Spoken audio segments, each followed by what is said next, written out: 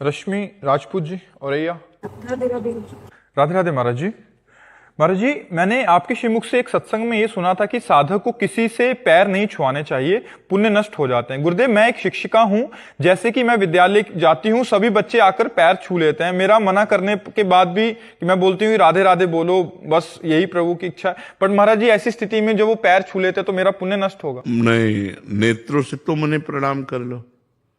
जैसे कोई आके बच्चा पैर छूता है तो तुरंत हे भगवान आप इस रूप में हो। अच्छा, राधे राधे, ठीक है। ऊपर से हम भले सांसारिक व्यवहार करें, लेकिन अंदर से हमें भागवतिक रहना चाहिए कि इन सब बच्चों के रूप में भगवान ही है। हमें सेवा दी है पढ़ाने की, मेरे भगवान ही है, ऐसी भावना रखनी चाहिए। जैसे कोई आके पैर छू लेता है या साष्टांग दंडवत करता है या नमस्कार करता है, तो अपने लोग पहले उसे नमस्कार कर लेते हैं। आप आ ही रहे हो, हम पहले मानसिक नमस्कार कर लिया। अब आपका जो मन है, चाहे साष्टांग करो चाहे पंचांग करो, कोई तो जैसे बच्चा आ रहा है तो पहले आप मानसिक प्रणाम करो कि इसमें भगवान विराजमान है, तो आपका पुण्य नष्ट नहीं होगा। ध्याना सोनी जी। राधे राधे महाराज जी। महाराज जी, कोटि कोटि प्रणाम। महाराज जी, गीता जी में कहा है कि कर्म करो पर फल की चिंता ना करो, परंतु महाराज जी हम विद्यार्थी काल में हमारा लक्ष्य अच्छे मार्क्स लाना है ऐसा रहता है, तो फल के बिना कैसे हम कर्म? वो बड़ी ऊंची बात है। तो अभी तुम जैसा भाव कर रहे हो ऐसा ही करो। किसका प्रश्न है? ऐसा ही करो कि मैं अच्छी पढ़ाई पढ़ूं और मैं अच्छे नंबर लाऊं, मैं ग्रेजुएट बनूं, ऐसी भावना करो। अभी वो अध्यात्म की ऊंचाई की बात है कि कर्म बंधन से मुक्त होने का उपाय क्या है? कर्म करो और फल की आशा न रखो। अभी आप कोई अध्यात्म में थोड़ी चल रहे हैं, अभी बच्चे हो। अगर फल की आशा नहीं रखोगे तुम, तो तुम्हारी रुचि नहीं होगी पढ़ाई में। समझो, जब हम फल की आशा करते हैं तो हमारी रुचि ज्यादा बढ़ जाती है। हम आशा करते हैं कि हमारे व्यापार में अच्छा लाभ हो, और अगर हम आशा ना करें तो इतना प्रयत्न व्यापार में क्यों करें? आप समझना। तो एक स्थिति आएगी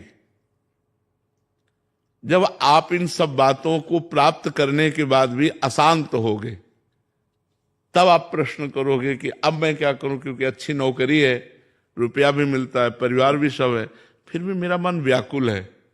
तब आपको अध्यात्म का रास्ता मिलेगा। अध्यात्म में ये बात है कि कर्म करो, फल की आशा मत रखो। सुख दुखे समय कृत्वा लाभा लाभो जया जयो। आपने कर्म किया, परिणाम में सुख मिला या दुख मिला, लाभ मिली या हानि मिली, जय हुई या पराजय हुई, इसकी चिंता मत करो। ये एक बहुत अच्छे साधक की बात है। अब कोई खिलाड़ी से कह दे कि तुम विजय की आशा मत करो, तो भाई वो विजय की आशा से ही खेल उत्साहपूर्वक खेल पाएगा। बात समझना हमारी। एक किसान से कहो कि वो पहले ही आशा करता है कि मैं फसल बोऊंगा तो इसमें 1 मन गेहूं लगेगा बीज में, तो 40 मन बाद में होगा। वो आशा करके पसीना चुहाता है, मेहनत करता है। तो ये जो प्रारंभिक कर्म है, ये आशा से ही पूर्ण होने की भावना हमारे अंदर कर्म में प्रवृत्त करती है। कोई भी बिना आशा के कर्म कहाँ करता है? संसार में आशा तो हो जाती है ना, मैं ये करूंगा तो लगभग इतनी प्रॉफिट हो जाएगी, उसके फल की आशा करके ही वो कर्म में प्रवृत्त होता है। अब वो जब कर्म का फल दुख आया तो वो विचलित हो जाता है। हर बार थोड़ी कि आप विजयी ही होते रहोगे, कभी कभी पराजय भी आती है। तो भगवान इसलिए कह रहे हैं कि तुम समान भाव बना रहे तुम्हारा, तुम दुख सुख से लिप्त ना हो, इसलिए तुम फल की आशा मत करो। पर वो ऊंची बात है। अभी बच्चे हो तुम, खूब अच्छी आशा करो कि मैं ग्रेजुएट हूं, मैं अच्छे नंबर से पास हूं, मैं अमुक डिग्री प्राप्त करके अमुक नौकरी करूं। आशा रखो, जिससे तुम्हारे प्रयत्न में उत्साह रहेगा, तुम्हें कर्म करने में उत्साह रहेगा। वो तो योग है। अभी तो आप संसार के बच्चे हो, नाम जप करते रहो और खूब अच्छी पढ़ाई।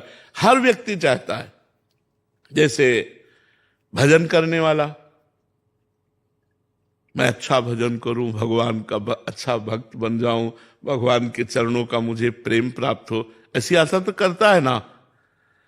लेकिन भजन का जब एक फल उत्पन्न होगा हृदय में, तो सब आशाएं शांत हो जाती हैं। मिले भगवान न मिले, दुख मिले सुख मिले, गति हो दुर्गति हो, इन सब बातों से मन हटकर शांत भजन में भगवदाकार हो जाता है। वो स्थितियां है। अभी तुम ऐसा जैसा भाव है वैसे चलो और नाम जप करते रहो। राधा राधा जो तुम्हें प्रवीण बनाएगा, तुम्हारी बुद्धि को शुद्ध करेगा, लौकिक पारलौकिक सुख प्रदान करने में समर्थ है राधा नाम, इसलिए राधा राधा जपते रहो।